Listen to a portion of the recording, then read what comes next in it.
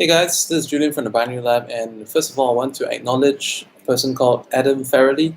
Without you, this video would not be possible. So Adam actually wrote in to ask regarding what is the best time or what is the best broker that you can use if you live in Australia and want to trade in the mornings. So, um, like basically, first and foremost, I mean, I live in Bangkok, and currently we are 3 hours behind Melbourne, Australia. And by the way, I have a tool that you guys can use. So it's basically this tool right here. It's Forex Market Hours. How are you going to get there? I have a link in the video description. So just head over to thebinarylab.net/Forex Market Hours, and you can actually get to this page. So what you need to do first and foremost, right, is that you need to go into this part over here and click on the scroll down, okay? Because depending on the part of Australia that you live in, which I don't know, like for instance, in Melbourne, it is GMT plus 10. If it is in a different part, let's say Yankowina, it's plus GMT plus 9:30. If it is in, for instance, let's scroll down, like what's this, Western Australia, GMT plus 8, okay, which is about the same time as Singapore. So depending on which part of Australia you're at, it could be very, very different. So I highly recommend that you just use this tool and check, okay? And so basically you can see the time difference from here. On my clock, it's 3:08 p.m. In Melbourne, it's already like 6:08 p.m. So that's quite late. So Adam's complaint was that, what are we supposed to do if we're trying to trade between, let's see, what was that? I think it was 6 to, I think he was talking about 6 to 9 a.m. in 6 to 9 a.m. in like Melbourne time, which in my time would be 3 to 6, okay? 3 to 6. And this actually is like the New York close time. So my first response is that, it's not the best time to trade for various reasons. Between the time of 3 to 6 in my time, which is like 6 a.m. to 9 a.m. Melbourne time, this is also somewhat the time where New York is winding down, okay? So when New York winds down, it then passes the baton on to, you can actually see that. All right, look. So New York winds down at that time. Over here at like from 3 to 6 is in the final hours of New York, which sucks. It's a sucky time. And then it hands over to Sydney, all right? And New Zealand is 1 hour before Sydney. And when does New Zealand ever move the market? Like hardly ever, unless there's like a governor's speech, which is not very often. When does Australia move the market? Okay, Australia will move the market when, again, there is like an interest rate decision, when there's a governor's speech, and that can move the markets. Now, what determines the payouts? Or rather, like, what are the payouts in the morning to begin with? So I think a lot of problem facing people who live in Sydney or Melbourne, it's like if you wake up early in the morning, you want to make some binary option trades, and you're looking at, shit, there's no options that we can trade, or let's say the payout sucks. So exactly. Yeah, thank you, Danish. So Danish, one of my my channel subscribers and one of my better traders in my community, and he actually mentioned that payouts in IQ are always bad in the morning. So I want to have you know that you do not feel left out because maybe you're wondering, oh, expert option is no longer available to me. IQ option is not available to me. Binomo is no longer available. It used to be available, no longer available. And you're thinking, like all these other brokers that other people have access to are not available. So it's like, how are we going to trade? Olin Trade is not available, for instance. So I want to have you know that at the other brokers during this time belt that you're looking at in the early hours of the Australian morning, the payout everywhere pretty much sucks. So it's a good excuse for you to stay in bed or to do something else that's more meaningful. For example, maybe you could be exercise, e-commerce business, internet marketing, something else. Do something else during that time. If you're free during that time, do something. Find something else to do, because at the other brokers, okay, the payout rate during those times, 6 to 9 a.m. Melbourne time, Sydney time, is typically within the range of 30 to 55%. Does it even make sense to trade at that time? It's difficult enough to win with the limited price movement during that market time, but it's even more difficult to win during that time when overall the payout rates are less. So it means that once you make any mistake at all, it's going to take 2 trades or more to break even, which doesn't really make sense. It's not the best way to spend your time. So what are the brokers that you can use if you're in Australia? I have 2 broker links that are in there that you can use right now. One is Hilo. Hilo is Australian registered and they're ASIC regulated, and they are Australia's first broker. Vantage came about briefly, but I think now they're out of the binary scene, so Hilo is still around. Hilo was not my favorite broker many years ago because they only had 15-minute, 60-minute, and 2-hour expiries. But ever since then, they have added a lot of new instruments on the short-term side. They have 30 seconds, 60 second, 2-minute, 3-minute, 5-minute. They're all precise expiries. And what's more, you can also sell your trade in advance. So when I told this guy Adam about the payouts at Spectre, okay, Spectre is a blockchain-based broker, and if you're looking for open pairs to trade, Spectre has a lot of open pairs at that time as well, but the payouts are not great. 70% or less. Okay, some pairs 30%. So again, if the payout is low, don't bother. If you really must trade, then Spectre could be a good option for you. The link is in the video description. Open a demo account, try it out. You can deposit in Ethereum if you like it, or credit card or whatever. Hey there, Paul. Good to see you. Good to hear from you. So it's good if you really have to trade, if you really have to get it off your system to trade, then Spectre would probably be a good bet. But once Hilo opens up for trading, you probably want to do that because the payouts on Hilo are better, over 80%.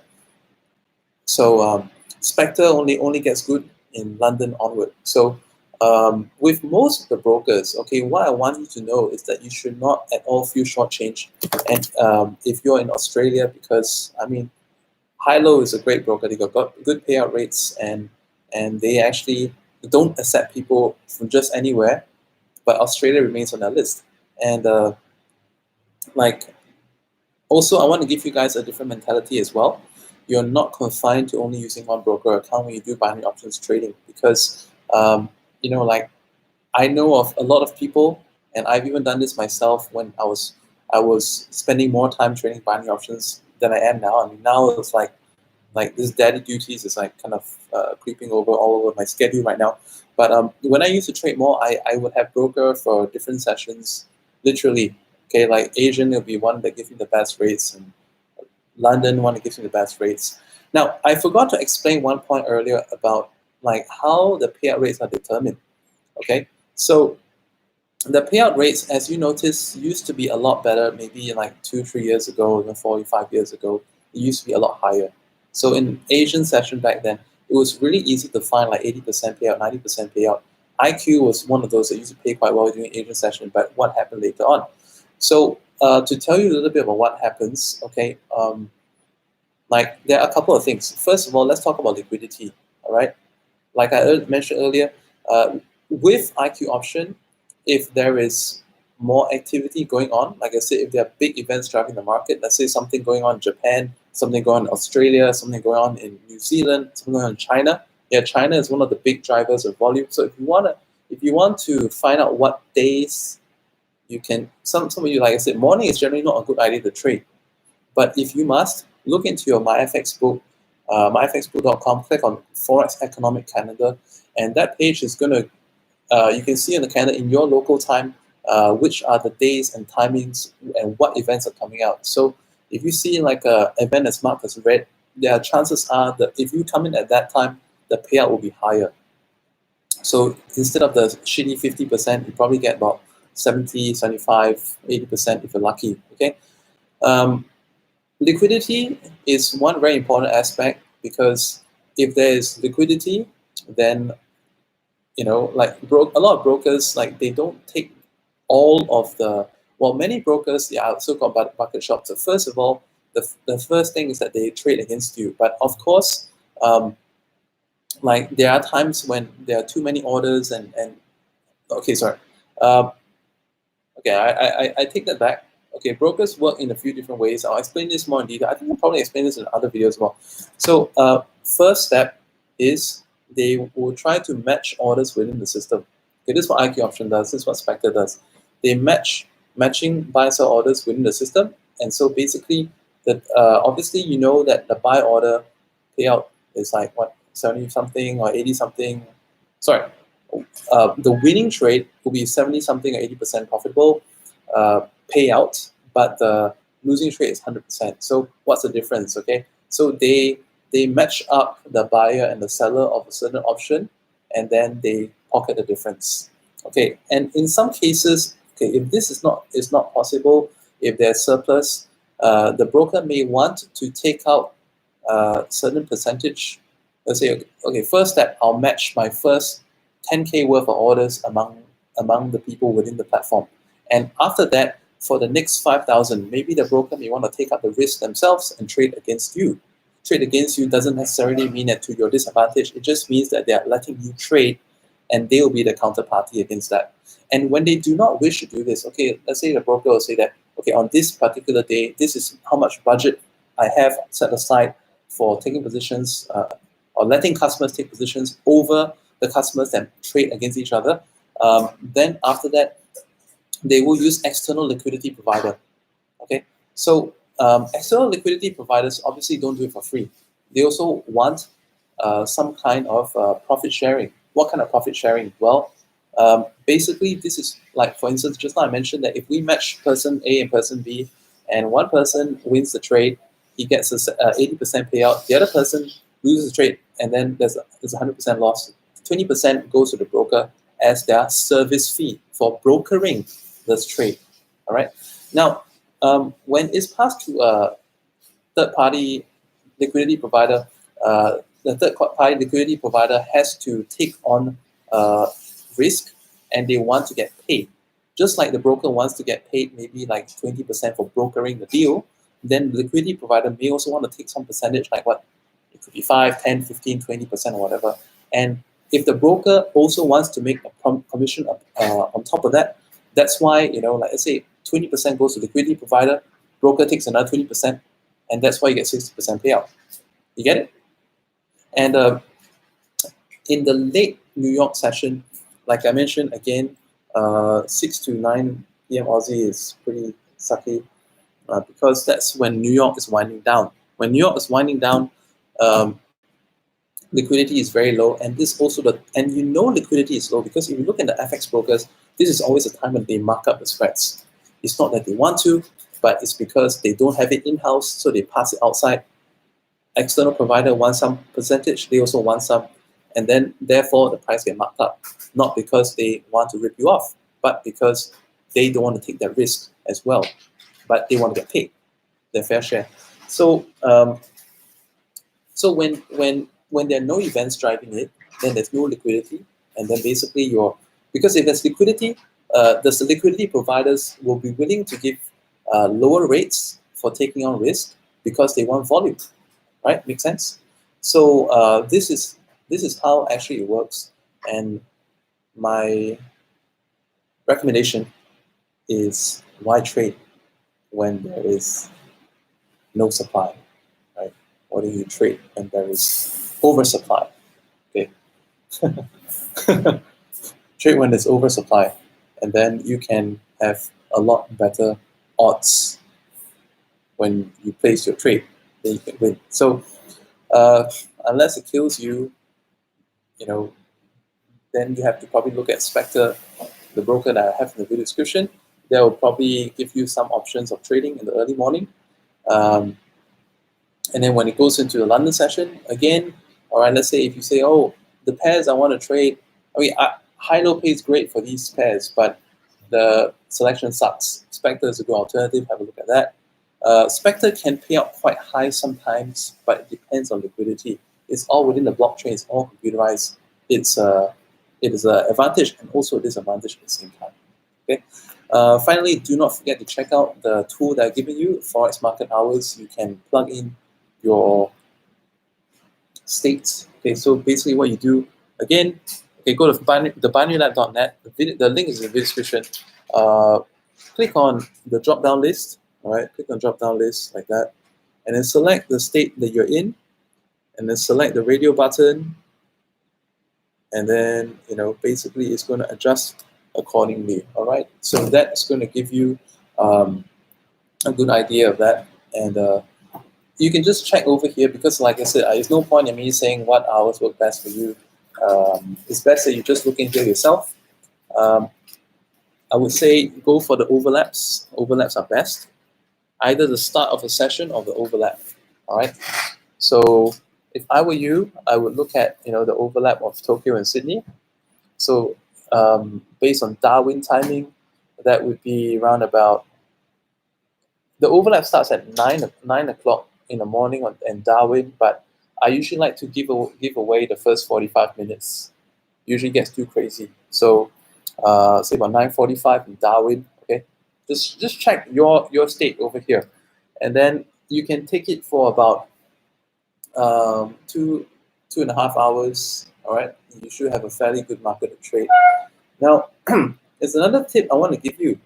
That is during the time that a lot of people think doesn't make sense. Okay, so I really enjoyed my conversation with Adam in the Facebook page chat because he was able to give me a lot of insights that I did not have, and I also discovered certain areas that some of you may have may want to have more insight about certain things. All right, so. For instance, like one of the things that you mentioned is like, oh, you may not want to do a live video at that particular time I was talking. I actually procrastinated making this video actually, so sorry for that. So at that point in time, we said, well, it's lunch here, no one's going to watch. But there are other people in other parts of the world watching. So in the time where it's your lunch, you think, oh, it's lunchtime, who's going to trade? Well, it may be dead in Australia, but somewhere else in the world, it could be very lively. So these are some things that you need to consider. So there's actually no really bad time. And if anything at all, if you're in Australia, you have a very, very good advantage because of where you live. You can actually trade conveniently at times that are not so convenient for other people in other parts of the world. For example, if you come back home and you're restless, you don't know what to do. Hey man, 6 o'clock, 6 p.m. in the evening, London is a very good time to trade. Second hour of London. The overlap, how about 10 p.m.? It's a very good time to trade. All right. And what if you went to watch a movie, you came back home, or you went to have some drinks, or you just can't sleep, you're a late sleeper. 1 a.m. Darwin time. Fantastic to trade. It's the New York after lunch. Right? Let me just check that. Yeah, New York after lunch. So it's really good. So check the calendar and I mean, not check the calendar, check the market hours tool. It will really help you out and help you get the best time in trading. I forgot to mention there was one thing. Hang on, 11. What that would be? 3. 11 plus 3. About 2 p.m. 2 p.m. There's something interesting that happens in the about the 1 or 2 p.m. timing in Melbourne time. All right, between 1 to 2 p.m. A lot of people think it's Asian lunch, but there's a very interesting phenomena that happens is that some of the trends will tend to break out and just go go across the Bollinger Band during that time. So these are opportunities that you can use like a 15-minute chart and just place some trade for about 6-7 bars expiry, and you could actually get, I mean, just identify the breakouts that can happen during that time, and just come back later and see the profits. The pairs that will stay sideways will be very sideways during that time, but the ones that move will really move during the time. It's an observation I made through the years that it still happens. So give that a look. All right, bye for now. Hope you like this video. Click a thumbs up if you felt this valuable. Save this to your watch list, watch later list. Subscribe if you haven't done so yet. Once again, you can very easily get demos to high-low or Spectre by clicking the links in the video description.